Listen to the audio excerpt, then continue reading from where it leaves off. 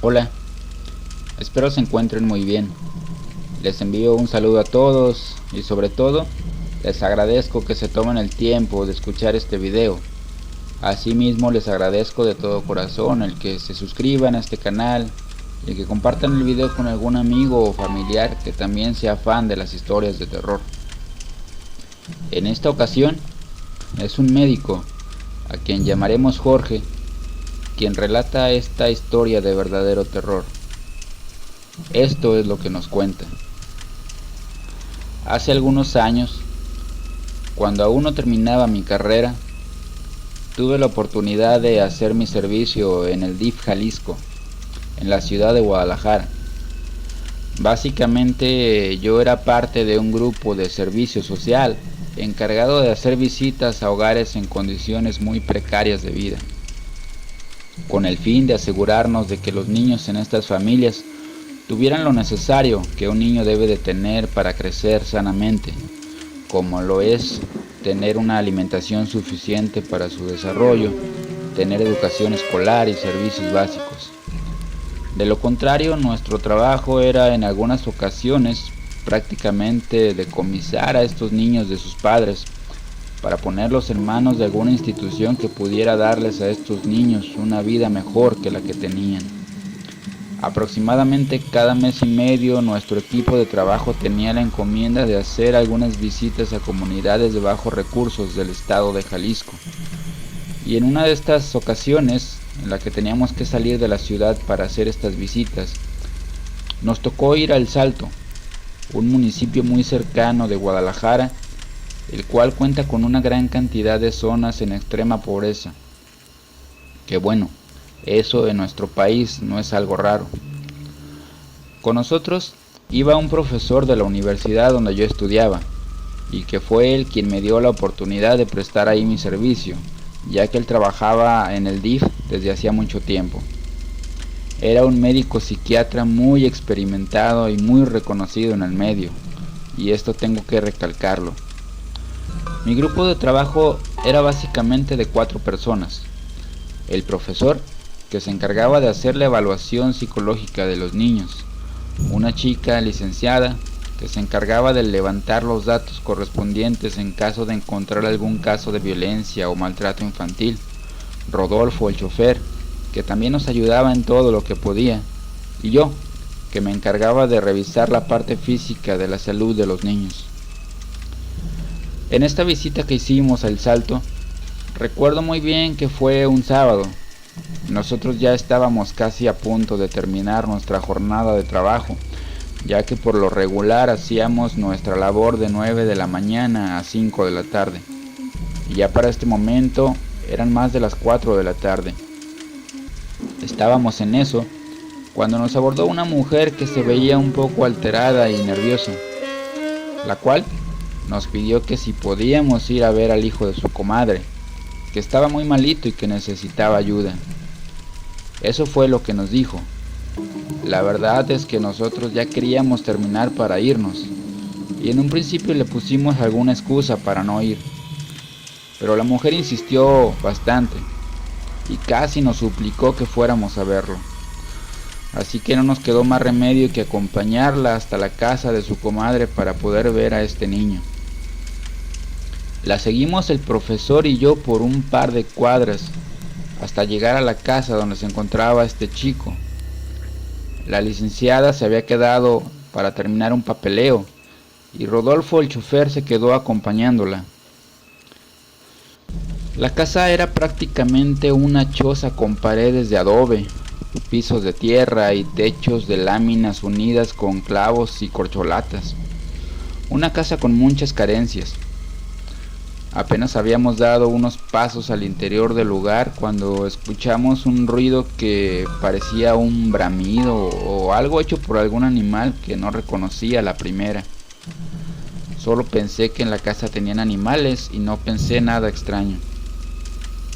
La señora nos indicó que pasáramos a una habitación que se encontraba a un par de metros de donde estábamos. Era una puerta sin puerta.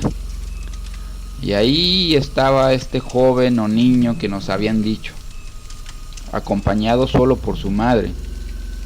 Él estaba sentado en el piso, atado de pies y manos, y en una posición tan, pero tan extraña, que lo único que se me vino a la mente al verlo fue pensar en que parecía tener la forma de un ave de gran tamaño.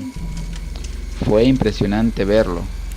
No parecía un niño, parecía más bien un joven adolescente con algún tipo de malformación ósea y algún tipo de parálisis o deficiencia mental. No salía aún de mi asombro cuando le preguntamos a la madre por la edad del joven, y la sorpresa fue que nos dijo que solo tenía 8 años. Yo trataba, pero no entendía lo que pasaba ahí. Este niño, calculo que por lo menos medía 1,70 de estatura, y su condición física era extremadamente precaria. Lucía deshidratado, desnutrido a un grado extremo, y sus ojos estaban más que perdidos. Las ataduras en su cuerpo ya habían provocado heridas profundas en donde ya se podían ver incluso los tendones. Estaban ya bastante infectadas. Tomamos un poco de aire y valor para acercarnos al niño y empezar a tomar sus signos vitales y examinarlo para saber cómo estaba. Para esto debo decir que noté que la madre del niño tenía golpes marcados en su rostro y brazos. Nos acercamos al chico e intentamos colocarle el medidor de presión en su brazo, cuando al hacerlo, este nos empujó al profesor y a mí, pero con una fuerza excesiva, que no correspondía para nada con el cuerpo tan débil que teníamos enfrente. En ese momento la madre nos dijo, por favor, no lo vayan a desatar. Nos pusimos de pie el profesor y yo, y le pregunté a la madre que si su hijo padecía de algún retraso o discapacidad mental, y nuestra sorpresa fue grande, ya que la madre nos dijo que no, que su hijo estaba bien, que había nacido bien, pero que tenía un tiempo comportándose extraño y que la desconocía, que ya la había golpeado en varias ocasiones y que hasta le había provocado algunas fracturas. No supe qué decir, y solo atiné a decir, voy por la licenciada y por el chofer. Salí de la casa un poco asustado y fui por la licenciada y por el chofer. Les dije que necesitábamos ayuda. Y ya estando los 4 con este niño, intentamos sujetarlo para poder curar un poco las heridas de sus tobillos y de sus muñecas. Pero ni entre el chofer y yo podíamos con él. Cabe destacar que Rodolfo, el chofer, era un tipo de 1,80 de estatura y bastante corpulento. Después de unos minutos dejamos de intentarlo. El niño balbuceaba o hablaba de alguna manera ininteligible. No entendíamos lo que decía. Pero de un momento a otro este chico comenzó a hablar de una manera totalmente normal y empezó a decirnos que lo ayudáramos, que se sentía muy mal, que tenía hambre y que tenía sed. Y aprovechando este momento de lucidez, el profesor empezó a realizarle algunas preguntas de rutina. Apenas le había realizado 3 o 4 preguntas cuando el chico le preguntó al profesor algo. Y dime, ¿qué me cuentas de Rosy? ¿La extrañas? El profesor se quedó prácticamente congelado sin saber qué decir ni qué hacer. Y justo en ese momento, y como si se tratara de hilos, el chico rompió las ataduras y se puso de pie. Todos nos quedamos fríos y sin poder movernos ni articular palabra. Lo que pasó a continuación es la cosa más impresionante que yo he visto en mi vida. El chico comenzó a correr en círculos dentro de aquella habitación, pero corría hacia atrás, con su mirada al frente como hipnotizado y corriendo a una velocidad imposible para su cuerpo e imposible para el lugar en donde estábamos. Además, empezó a cantar una tonada extraña que no recuerdo, pero sonaba a una canción. Cuando por fin salimos del asombro, Rodolfo, que era el más corpulento y fuerte, intentó detenerlo varias veces, hasta que por fin, después de varios intentos, entre todos lo conseguimos. Como pudimos, lo atamos de nuevo, y no salíamos de nuestro asombro, ya que un cuerpo en esas condiciones no debería ni siquiera poder ponerse de pie. Mientras lo amarrábamos, el chico seguía cantando esa tonada que no logro recordar, ni quiero. Una vez controlado, entrevistamos a la madre y le pedimos que nos explicara cómo es que su hijo había terminado en esas condiciones.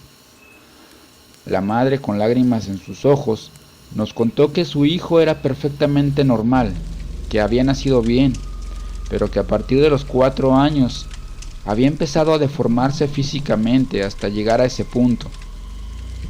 Nos dijo que los pocos médicos que lo pudieron ver le dijeron que su hijo tenía un problema mental y era necesario recluirlo en un centro psiquiátrico. Nos dijo también que algunos sacerdotes lo habían visitado, pero que a estos siempre terminaba por golpearlos. La licenciada dijo que este caso requería de un tratamiento especializado, que haría el papeleo correspondiente para que le enviaran un equipo médico y una ambulancia para poder trasladarlo. Había que trasladarlo a un centro especializado donde lo pudieran atender correctamente. Pero la madre se negó en todo momento a firmar los papeles para que lo pudieran trasladar. Solo nos pidió que lo atáramos bien y lo dejáramos ahí. No entendí nunca por qué su negativa. Para esto, debo mencionar un detalle.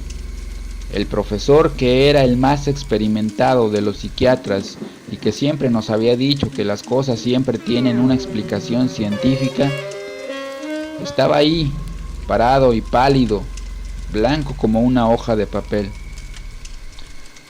Nos fuimos de ese lugar, subimos a la camioneta y por algunos minutos nadie dijo nada. Creo que todos de alguna manera sabíamos que lo que acabábamos de presenciar no tenía una explicación lógica. Rodolfo nos llevó a nuestras casas a todos, y yo esa noche no pude dormir. No podía sacarme de la mente a ese chico y su forma de correr hacia atrás. Y por varias noches después de eso me costaba mucho conciliar el sueño sin tener pesadillas. En los días siguientes se hizo una petición de oficio para que un equipo especializado fuera por el niño, y me preguntaron a mí si quería ir cuando hicieran la visita, a lo cual sin titubear respondí que no. Creo que solo la licenciada y Rodolfo, el chofer, fueron los únicos que regresaron a ese lugar. Unos días después, conversando con el profesor, le pregunté que si había logrado llegar a alguna conclusión acerca de este caso, y me dijo que no. ¿Recuerdas que el chico me preguntó por Rosy? A lo cual le respondí que sí lo recordaba.